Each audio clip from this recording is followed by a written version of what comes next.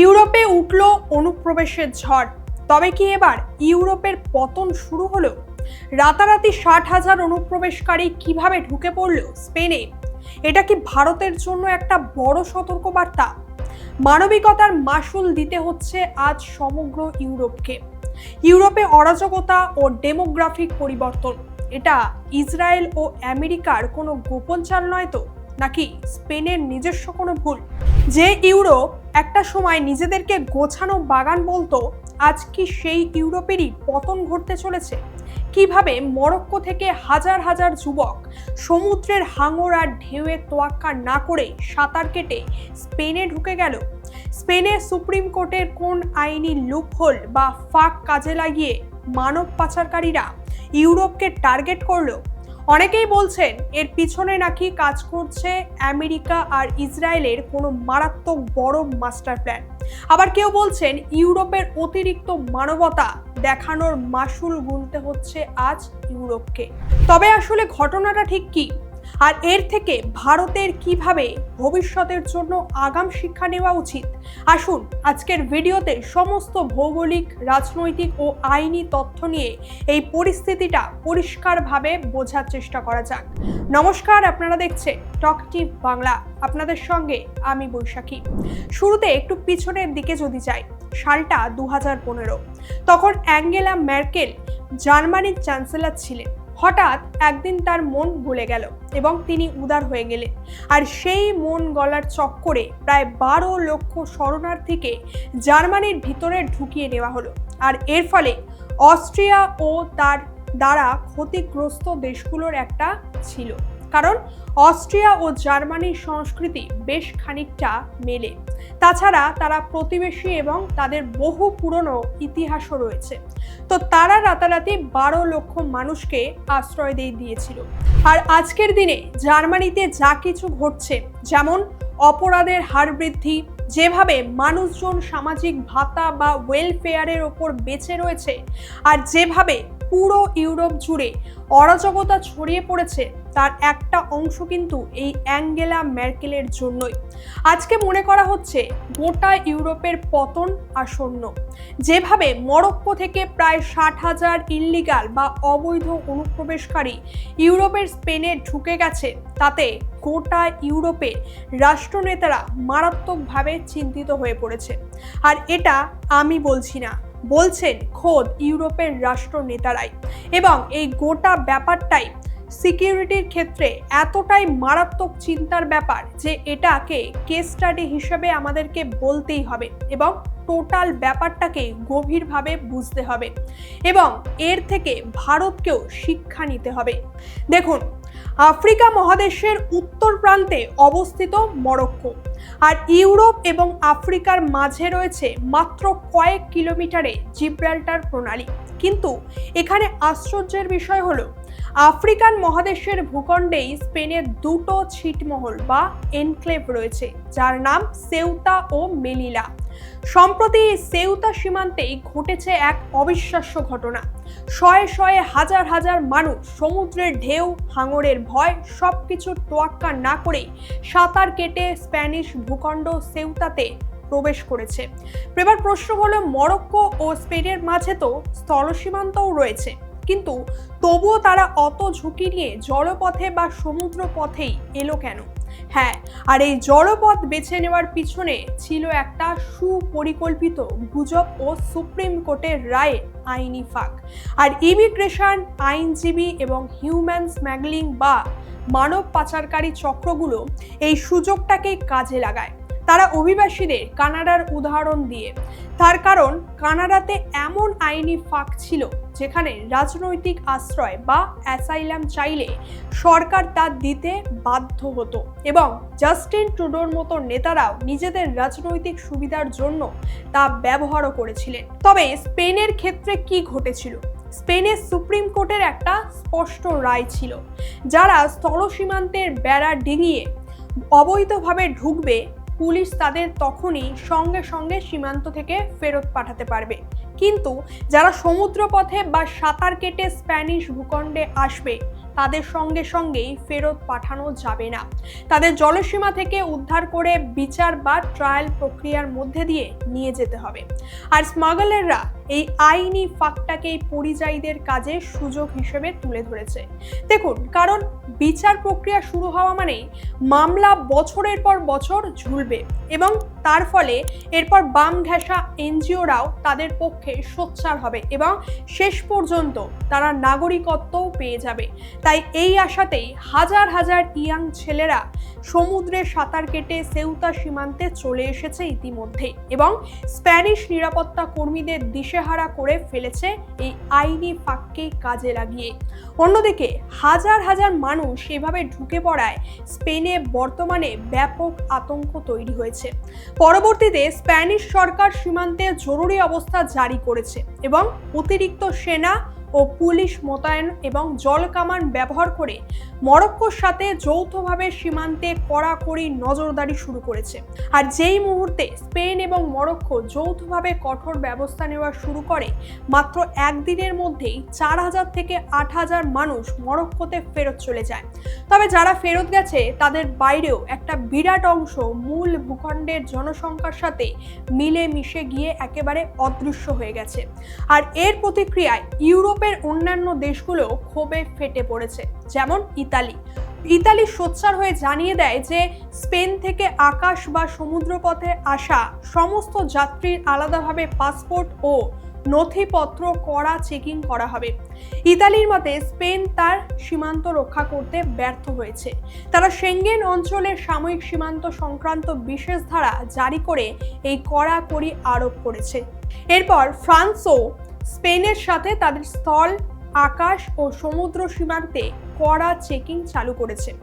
France এমনিতেই এসব সামাজিক অস্থিতিশীলতা নিয়ে বেশ তটস্থ, কারণ কয়েক বছর আগেই এক মরক্কান যুবককে ফরাসি পুলিশ গুলি করার পর কিভাবে পুরো ফ্রান্স জুড়ে দাঙ্গা, ভাঙচুর ও লুটপাট চলেছিল তা আমরা সবাই দেখেছি। তবে এখন প্রশ্ন হলো, সেউতাতে ঢুকলে সমস্যা কি?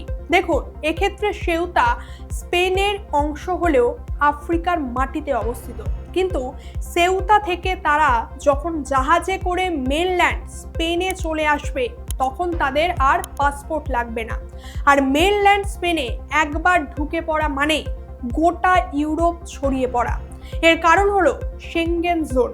আর এই ব্যবস্থার অধীনে ইউরোপীয় ইউনিয়নের অধিকাংশ দেশের মধ্যেই অভ্যন্তরীণ সীমান্ত বা কোনো কড়া পাসপোর্ট ভিসা চেকিং থাকে না। ফলে স্পেনে ঢুকে যাওয়া মানে ট্রেনে চেপে বা হেঁটে সোজা ইতালি, ফ্রান্স বা জার্মানিতে পৌঁছে যাওয়া।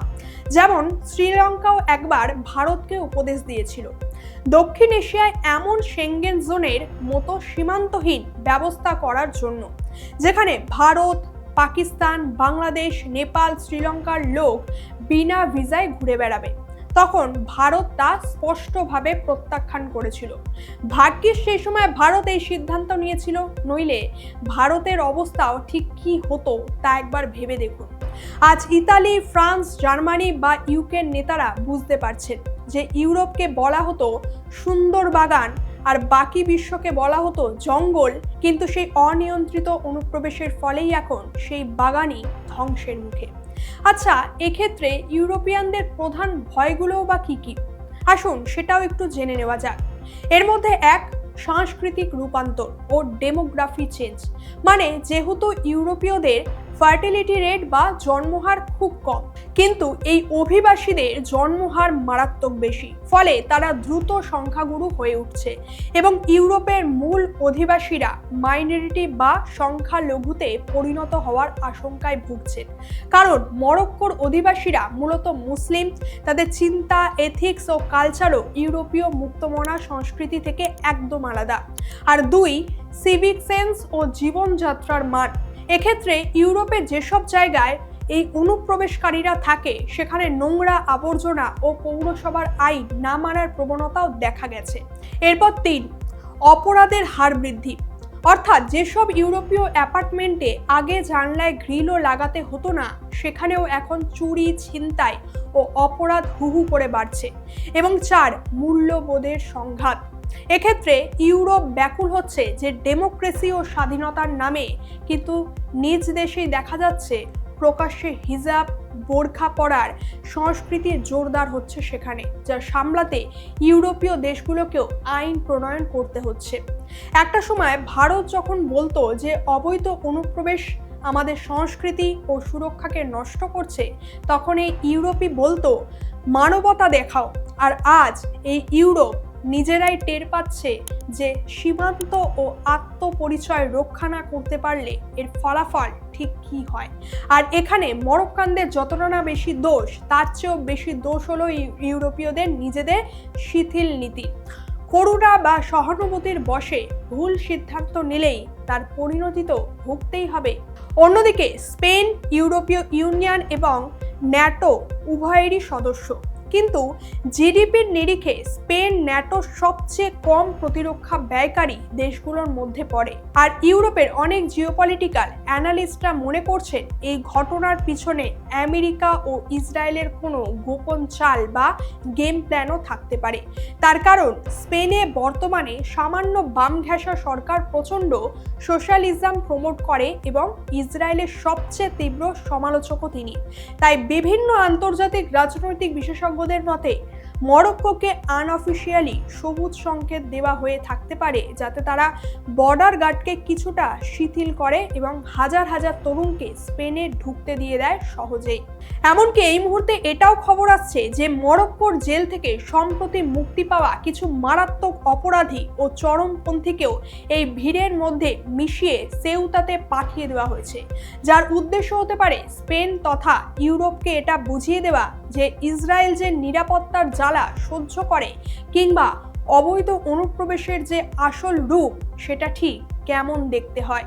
অন্যদিকে দেখুন, ইউরোপের এই সংকট থেকে ভারতেরও অনেক কিছুই শেখার আছে। আমাদের ওপারে 20 থেকে 25 কোটি এবং এপারে 17 থেকে 18 কোটি মানুষের বিশাল জনসংখ্যা, যার সীমান্ত এলাকা সম্পূর্ণভাবে উন্মুক্ত।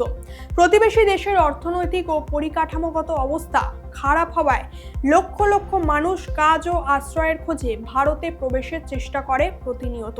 আর ভারত সরকারও সম্প্রতি এসআইআর ও অন্যান্য ইন্টেলিজেন্স ব্যবস্থার মাধ্যমে আসাম বা পশ্চিমবঙ্গ থেকেও অবৈধ বাংলাদেশিদের পুশব্যাক করার চেষ্টা করছে। কিন্তু জনসমুদ্রের মাঝে একবার কেউ মিশে গেলে তাকে 50% বের করা সম্ভব হলেও বাকি 50% কিন্তু বের করা প্রায় অসম্ভব হয়ে দাঁড়ায়। এছাড়া সরকার ব্যবস্থা নিতে গেলে তথাকথিত বিশ্ব মানব ও মানবতাবাদীরা সোচ্চার হয়ে ওঠে এবং ভোটের রাজনীতিতে তখন বেশ চাপ সৃষ্টি হয়। সুতরাং মূল কথা হলো, আমরা দেশকে যত ইচ্ছা অর্থনৈতিকভাবে সমৃদ্ধ করি না কেন, সেই সমৃদ্ধি ও শান্তিকে রক্ষা করার মতো সামরিক শক্তি যদি আমাদের না থাকে, তবে ইতিহাস সাক্ষী আছে প্রাচীনকাল থেকেই সমৃদ্ধ স্থানে বহু বহিরাগত এসে আক্রমণ করেছে। আর তাই আমাদের সেনাবাহিনীকেও আরও শক্তিশালী করতেই হবে। তার জন্য বাজেটে সেনার চাহিদা অনুযায়ী সর্বোচ্চ অর্থ বরাদ্দ করতে হবে অস্ত্র কেনা, ইন্টেলিজেন্স স্ট্রং করা এবং সেনা রিক্রুটমেন্টের জন্য।